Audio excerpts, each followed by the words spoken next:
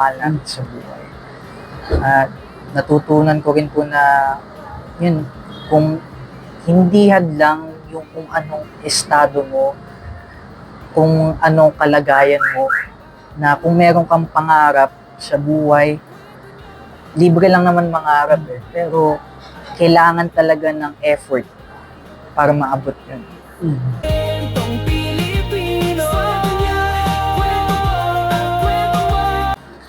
Jude, balikan natin ang pag-ibig mo, no? Sabi mo kanina, masaya ang buhay pag-ibig mo. Kailan ka nagsimulang magmahal ng seryoso? Sa bawat naman dumaan na relationship ko po, nagmahal po talaga ng seryoso.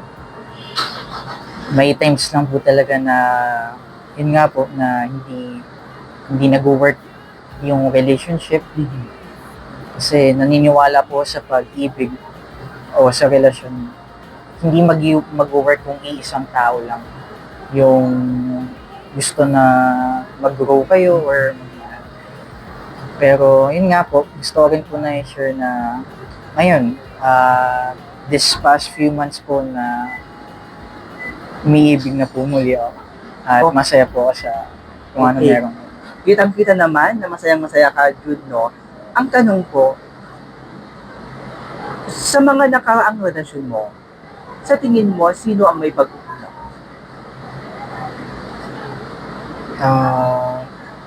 Masasabi ko rin po, ako may pagkukulang din po. Kasi maraming bagay din na naging pagkukulang ko sa relasyon namin. Mga bagay na hindi ko naibigay na like tulad na yung oras, atensyon, at yung pagiging talaga na maalaga sa partner. Pero yun, yung mga past na nangyari sa akin sa relationship ko, natutunan ko po na pahalagahan kung ano dapat yung parang responsibility mo as a partner sa taong mahal mo. Okay, ito Jude, no, isa sa naibahagi mo sa akin, sa edad na 22 taong gulang ay nagkaroon ka ng anak. Yes. Paano mo tinanggap ang maagang responsibilidad na maging isang ama? Nung una po talaga, honestly, na bigla din po sa pangyayari. Kasi yun nga po, sila mama at papa, inaasahan din po ako sa bahay, sa pamilya. At marami rin po silang gustong like yung makapagtapos, graduate. Nung una po, honestly, hindi ko pa po alam yung gagawin. Natatakot po ako kung tatanggapin po ba nila papa, nila mama, yung nangyari. Pero dumating din po sa buhay ko na tinanggap ko po ng lubusan yung pagiging isang ama. At ngayon, nabibigay ko naman po yung suporta kahit papaano sa kanila. Isa na rin yun sa mga rason kung bakit hindi talaga ako sumusuko sa buhay. Pero ikaw ba, no? Dahil pinapasok mo ang mundo ng musika, hindi ka ba natakot na mahihirapan kang mahalin ng publiko dahil may anak ka na? For me po, hindi naman po siguro kasi mahal ko po talaga yung musika eh. Yung passion ko po yung nagdadrive po sa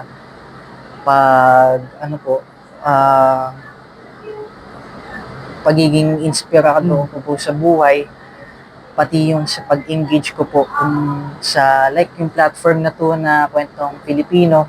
Nice ko rin po magpasalamat talaga kasi it's a way po na para sa mga artist na nagsisimula po na maibahagi yung kwento nila at mapakinggan ng publiko.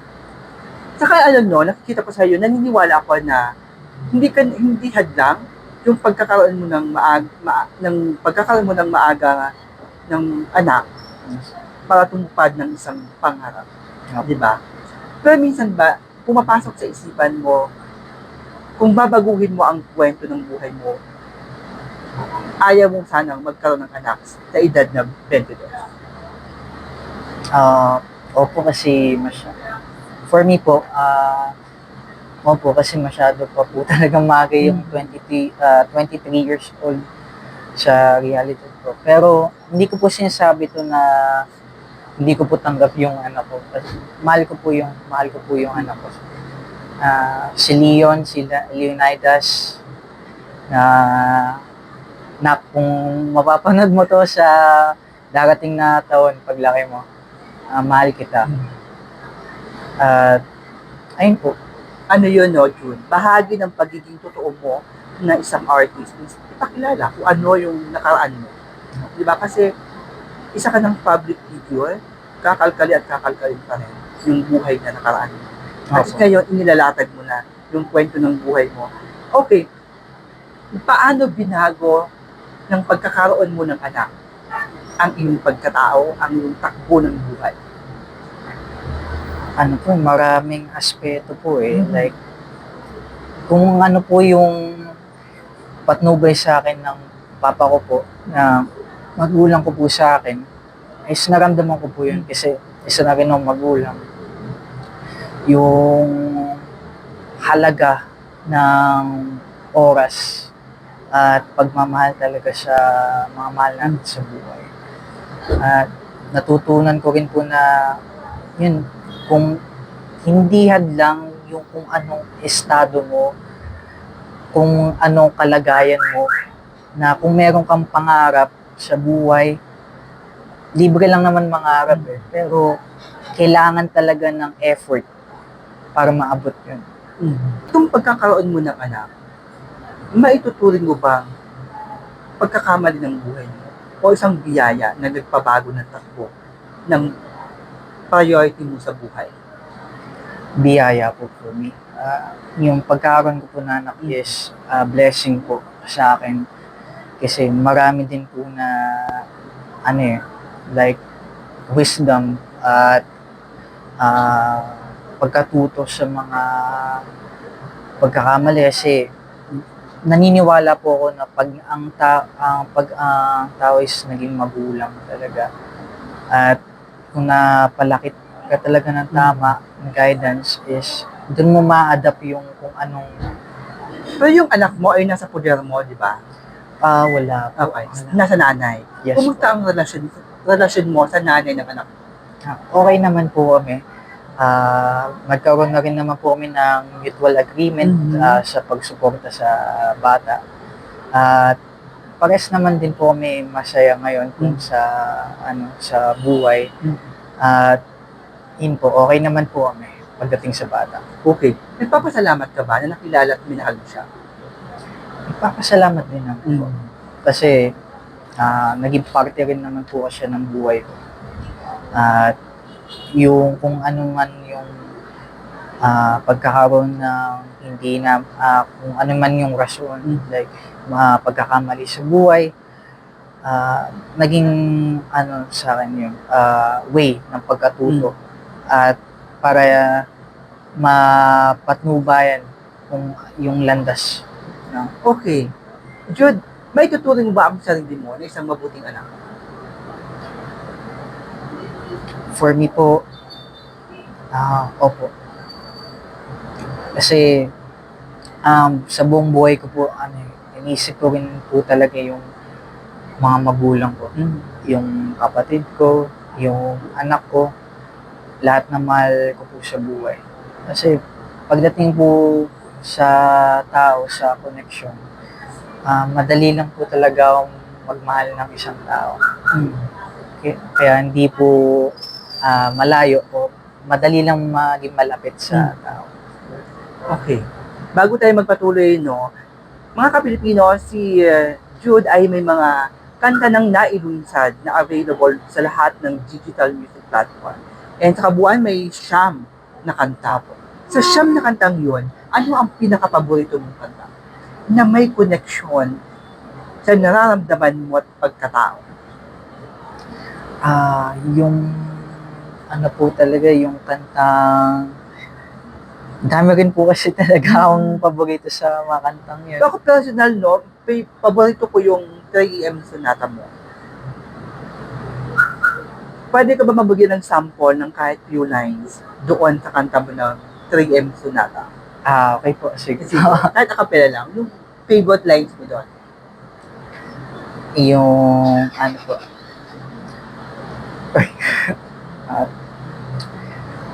Trail Sonata, oh, can you hear me, baby? You've been running through my mind, even though you're really trying to talk to me. You're the only one I really wanna see. Today, tomorrow, and every day. You are the only reason that I'm here to stay. Alam mo, mula sa isang original na nagpo-pop nito, bakit 3 AM Sonata? Personal experience po yung Mhm. Train Sonata. Kasi po, nasulat ko po talaga siya. Bandang alas 3 ng madaling araw. Nagising po ako nun eh. Then, yun po, 3 AM po, kaya kayo po linagyan na 3 AM is yung oras ng pagsulat ng kanta is 3 AM po talaga. Okay. Ang isang Jude ngayon ay masaya ang puso. Kailan mo nasabi na pagkatapos ng isang nabigong pag-ibig ay handa ka ng muling magmahal? Opo, maraming buwan din ang lumipas na yun nga po sa past relationship ko na nag-fail. At gusto rin